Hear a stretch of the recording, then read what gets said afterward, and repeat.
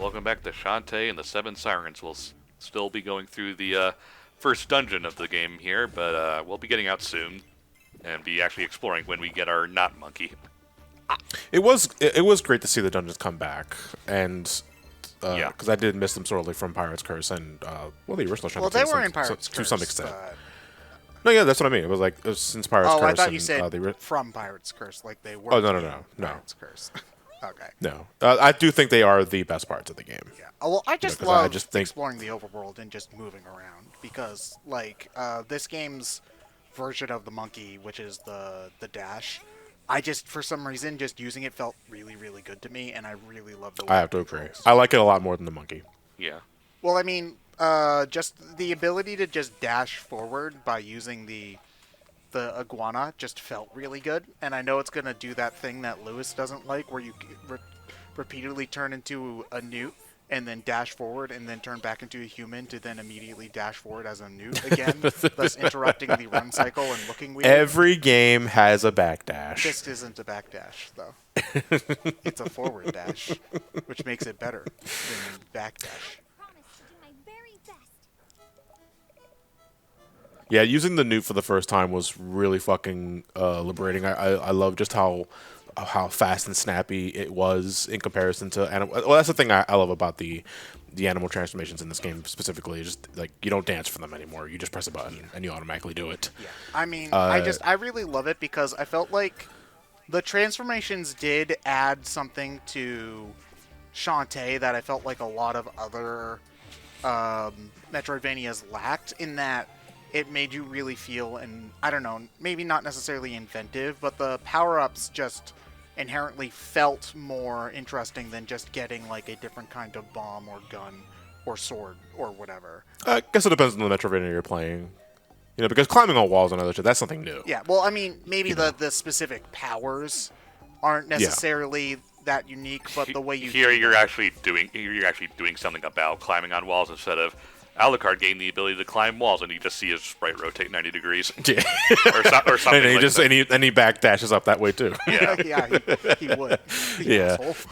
But yeah, it's I'm actually I'm actually surprised that you're actually using the monster card that allows you to dash up walls faster with the newt, because the newt can still do the monkey thing, where you jump up the where wall. you can jump up the walls and it's way faster. Oh, you can still do that? I Yeah. didn't yeah, even you can still do that. think to I do didn't that. find out. I didn't find out until like maybe 4 or 5 hours later, to be fair. But once you did, it's like, okay, I don't need this monster card anymore. Because I kept that card equipped for literally almost the entire game because I wanted to be able to do that faster. Yeah, 'Cause it does feel good to do it. But then once you learn that you can jump on the wall and it's just as fast, if not a little faster, it's like, okay, I don't need this card anymore. Okay, well, when I eventually replay this, I'm gonna need to keep that in mind. But yeah, I just really like the transformations, and I'm glad that they found a way to keep Shantae transforming and keep that unique element of the series, while also keeping the gameplay pace as fast as Pirate's Curse was. Because I think that was the biggest complaint about transforming, especially in Risky's Revenge and the original Shantae. Oh god, going back to the original Shantae is really hard. There's- it is. there's- Yes, it is. There is word going on right now though that they might be interested in actually remaking the first game. Please, because that I wouldn't mind that. that would be awesome. I think because the original Shantae is such an interesting game from like a game history perspective. Because not only just because it's an obnoxiously expensive game, and you know, it's like the definition of a cult classic because reviewers loved it at the time, but nobody bought it.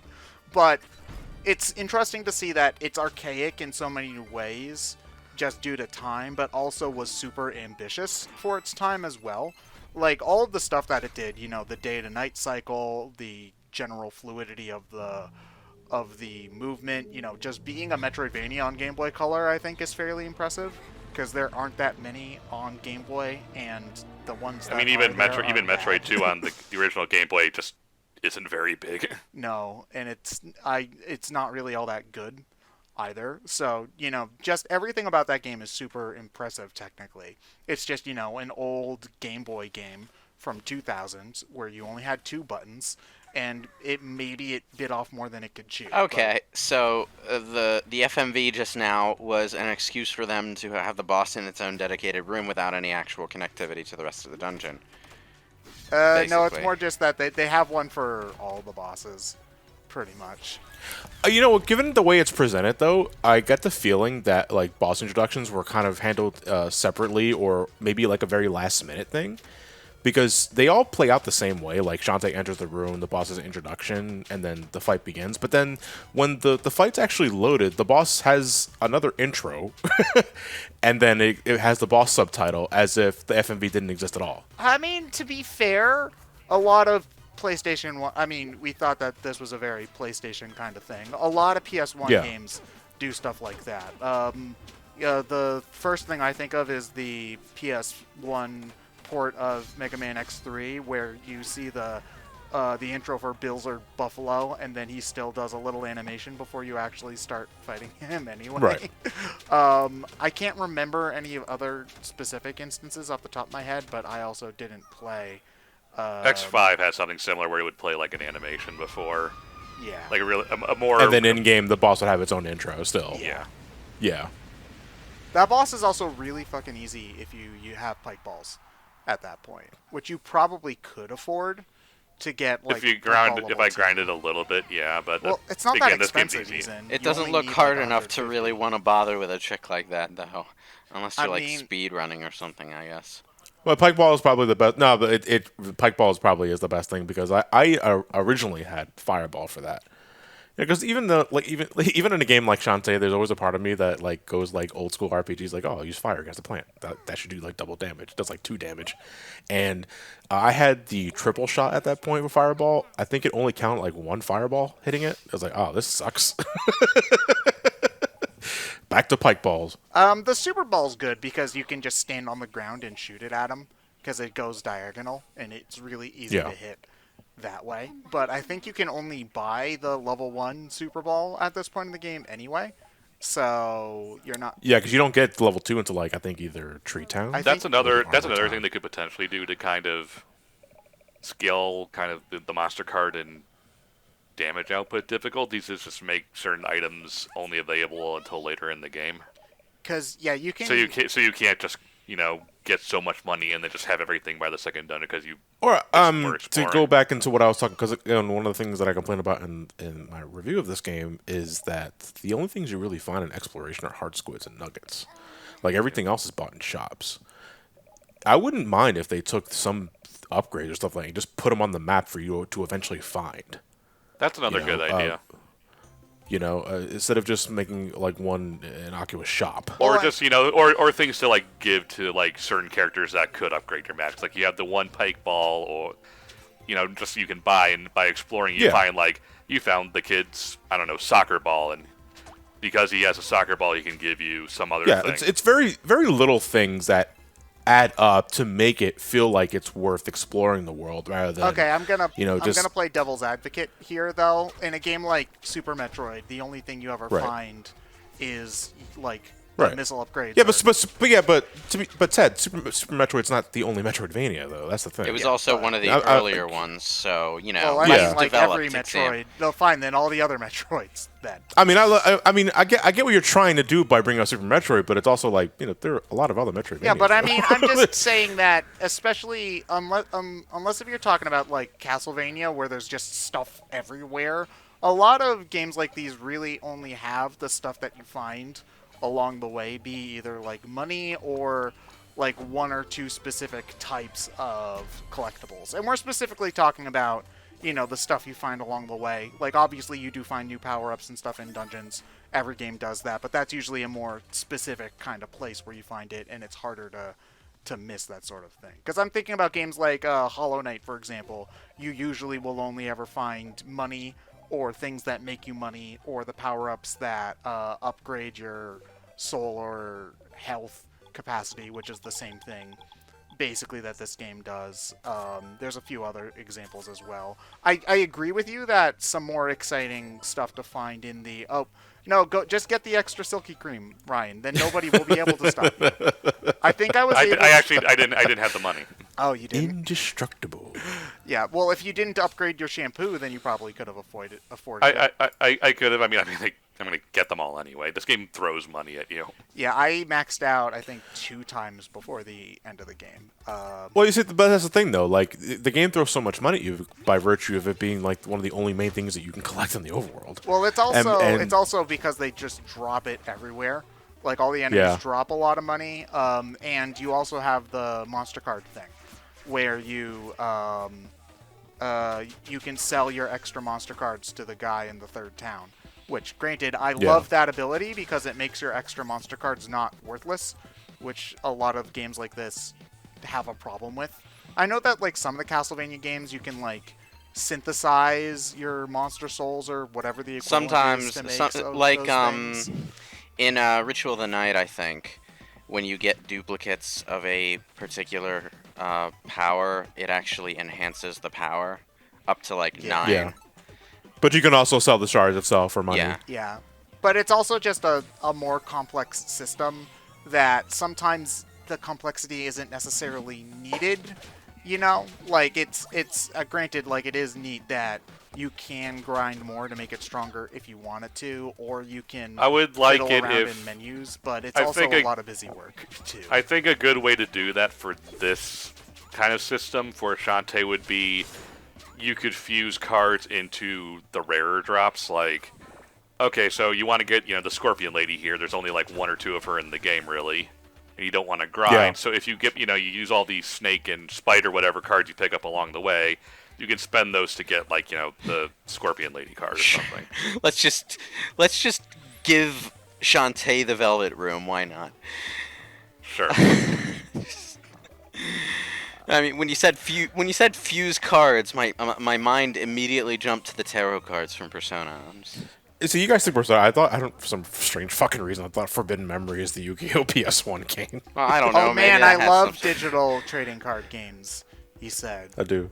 Yeah. Hey, Monster cards are great. Hey, Yu-Gi-Oh! As a video game is a pretty fun game to play, and most of the video games are too old to have like the really new cards that screwed up the balance of the game. So Oh no! Any card game you ever play, all of them, just as soon as they make like one expansion, the balance is forever terrible. oh, I gone. know. Yeah. But what I mean is like the more recent expansions kind of just like took over the entire playstyle of the game. Yeah, I've heard that. Like, cause I have this GBA Yu-Gi-Oh game that has Jaden from GX on it. So I don't remember like what year. It's like Tournament Edition 2004 or something. Yeah. And it was fun, but I've heard that since they've added like some pendulum thing, and like now your cards have arrows on them, and you need to point to the monsters to do stuff. And I'm like, I and don't know the about text that. is the size of a Post-it. Oh, okay. Well, that's just another type of monster. Those are like monsters. Yeah, but Yeah. why do they have arrows on them? because they have specific effects depending on what they're pointing at. Yeah, but why do we need that? Because Konami wants more money. Yeah, but if they want more money, they could just Basically, make the though. goddamn cards. Basically, though, even though in previous expansions, most of the time new cards would come in that were absolutely necessary to have a competitive deck, the playstyle that you were going with was still, pretty, fundamental. You summoned monsters with sacrifices. They had effects. Most of the time, you were focusing on monsters with effects, and the actual essence of the game didn't change all too much, even if they introduced new monsters with effects that obviously weren't there before. I still love Yu-Gi-Oh, but it's a pretty damning sign for me when my favorite format of the game is GOAT format, which is Yu-Gi-Oh circa 2005 and below. Yeah. Before pendulums and XYs and synchros Yeah, were even a when thing. they added all of those things, basically you had to start focusing on using those particular types of cards, and that crowded out all the other types of cards that used to be useful. So you might as well have been playing a completely different game, essentially. Yeah, because it almost is. Yeah. So. But I wanna throw my catapult turtle into their floating city in order to destroy all the monsters. You sit on a throne of lies, Ted. I'm a king. I have a throne. The reason that that bullshit was even supposed to work in the Duelist Kingdom series is because the holographic playing card tables that they used in the comic like worked in a different way that was supposed to be unique to the island, but like Yeah. Remember when the dual discs were yo-yos? that was No, Beyblades. Oh yeah, they were Beyblade. well, they were Beyblade yo-yos. They were Beyblade yo-yos. But that was just the one dual disc, and it was only ever used like in the one fight. But it's the entire reason that the dual disc is called the dual disc, because when it was introduced, it was a disc. It was a disc, yeah. But you never saw that device again until Battle City, because well, the comic temporarily stopped being about the card game for a little while. Shock and horror. Wait, there are other things to play other than card games? In the original manga, yes. Yes, very much. In the card game, they play all sorts of different crap, and Yugi uses all of them as an excuse to murder people. You mean in the comic, not the card game. But Yeah, yeah, in the original comic, he plays the game like twice. He plays the card game like twice. the manga version of the Dungeon Dice Monsters arc is like really goddamn good, but they kind of like took the good parts. Yeah, to this day, I'm still waiting for Konami to officially license, stabbing the top of your hand to get it money. Yeah. Or And it just never took- don't spill the alcohol and accidentally light yourself on fire game. Yeah, I'm still waiting. How about the game where they're sitting? They're sitting on How money about the here. game that wasn't really a game, but was just Yugi like blowing smoke at a bunch of juvenile delinquents standing on a tire so that he could just trick them into standing still long enough for this guy's taser to land in the water and electrocute them all the time? There's so much murder in old Yu-Gi-Oh! No, He murders so many people. no, that guy survived. He comes back for a later story arc. I don't think he survives that one though. Yeah, Yugi kills a lot of people in the original manga. Most of the time he doesn't kill them, but he does cast maddening illusions on them that might as well be Yeah, death. you put He someone in didn't shadow kill them. game. He just drove them to insanity. He technically didn't kill them. He shattered Kaiba's mind and put him in a coma, so it's kind of understandable. It's kind of understandable when Kaiba comes back and tries to murder the shit out of him and his friends. It's only okay to murder people when I do it. Oh yeah, so if you want to get 100% in this game, you should get used to using the seer Welcome dance. to your best friend. The seer dance every 5 seconds. You are searing every room. Yeah. That's what I ended up. I mean, I still didn't 100%. You're almost better off doing that. well, to be honest, you're almost better off waiting until you get the Quake dance. I was Yeah. trying to ask who's the sexy lady who keeps trying to take over the screen and failing, but That is, I think that's supposed to be Shantae, because she does the Yeah. dance. That's what I And then got she's too. great. Although I don't know why that one turns her into like some sort of demon vampire Shantae, but whatever. Yeah, it's a little bit weird, but we'll be seeing more fusion dances in future parts of Shantae and the Seven Sirens.